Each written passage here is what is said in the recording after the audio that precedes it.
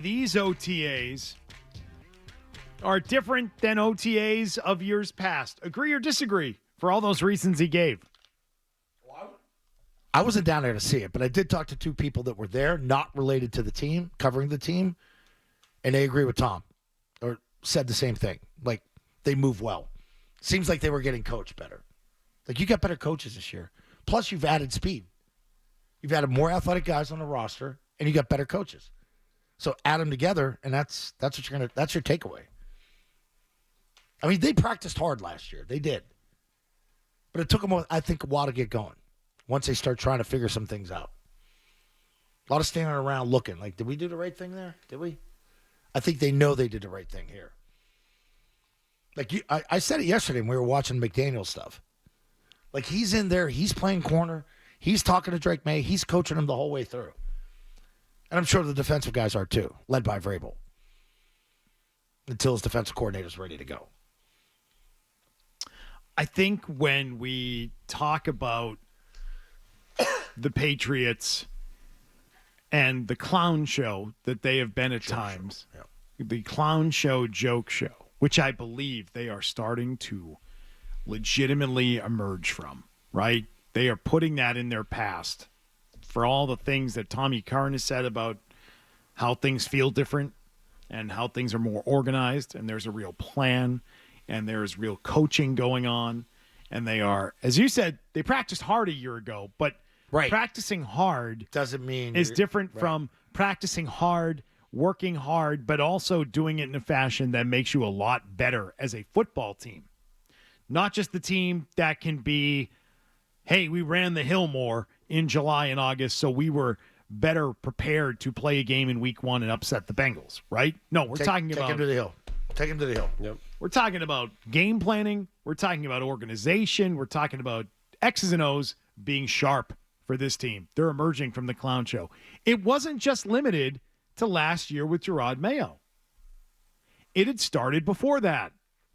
And I think you trace it back to the Patricia Judge running the offense joke of 3 years ago. Even before that, too. Like the 2 years prior, we were down there and you saw Joe Judge coaching the receivers. And, like, Edelman's trying to walk him through stuff, yelling at him. Like, that's not what we do. It's 1 foot here, 1 foot there. And Judge is, like, yelling back at them. Like, they didn't have the fit. It seems like they had the fit now. That was unprofessional what Bill Belichick did to those teams. Just by definition, they were not pro level at what they were being asked to coach.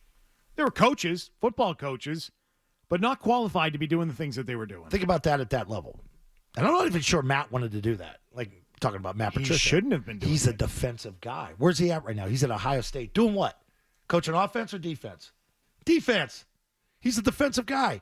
Never has called an offensive series. Never has adjusted pass protection. And it was just call, play, and run it.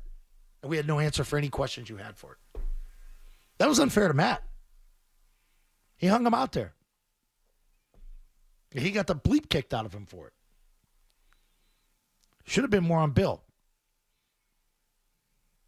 Like, that's a guy who was a defensive coordinator for you in Super Bowls. So if you want to be a double-digit win team, it starts now, and they have the right people in place to get the most out of this roster.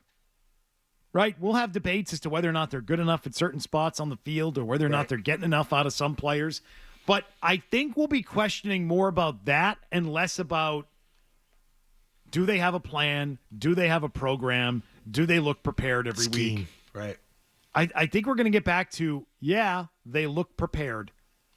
They may lose. They may not be the better team on the field. But let's hope that starting now, the Patriots are no longer going to embarrass themselves the way they did in so many ways over the last several years. That's my big positive takeaway from all of this. It's been a bad run. It has been such a bad run, and it wasn't just a 1-year thing. It was really like a 3-year thing. You know, I went back and listened to that Ryan Clark thing he did with Bill. And Bill's talking about, like, Tom and Matt Castle and Cam Newton. Didn't even mention Mac Jones. It's like he never existed. The guy you drafted 15th overall that won 10 games his rookie year. And then everything went kaput after that. Josh left. you decided you're going to go a different direction. We're going to do West Coast offense. Guys that never taught it before. We're going to hire them to do it. Kill the quarterback. I don't know how long he would have stayed here. I don't know how good he would have been. But, man, he really put him behind the 8 ball. Like, that stood out to me. Like, he didn't even mention Mac Jones. Like that time never happened here. So that's it. I just thought maybe it was worth showering the Patriots with some love today because, I'm a positive guy. So You're doing good today. thank you. I'm a positive guy. What's my nickname? I'm looking forward to that. I'm looking forward to having a well-coached team. Maybe not the best coach, but well-coached. That's all. The guy with a whistle. Man, we don't have to talk about the embarrassment of the coaching staff anymore. That feels nice. Yeah, you know what direction to go in overtime. And I will give you this. I'll give you this, McCone. I may not be fully in love with the McDaniels hire. As much as I have historically liked him and defended him for a decade. Mm-hmm. But having Josh McDaniels as your coach, there are no questions about whether or not you'll be well prepared for a game. Yes. Right. Zero. Absolutely. Right. Okay, so his ceiling in 2025 and beyond in the NFL might not be what one of these younger, sort of more innovative coaches would be. But I know that they'll never look stupid. Right. And that's comforting. And you're not just talking about the quarterback. You're talking about all 11 people on the offense. If a guy doesn't know where to line up at receiver this year for this team, that will floor me. Because I think Josh McDaniels will just dump that guy and will know to never put him on the field. So we don't have to worry about seeing that again. Javon Baker just won't be here. Yeah, if you're not ready to go, he's not playing. Jalen Polk just may not be here anymore. Because the smart, hardest working players will be the guys that are on the field. And they'll understand the assignment. Yeah. I understood the assignment. Literally and figuratively. They will understand the assignment. Without a doubt. And that's nice. That's a nice thing. We should all be happy about that right now. Looking forward to this season. Whew. I'm looking forward to it. Feels like that thing is over.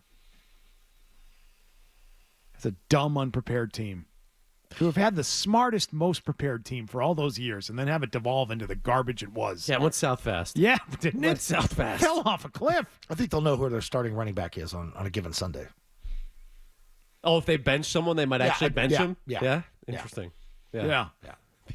It'll just be buttoned up, man. It'll be nice. Just make it clean. It'll be nice. Football.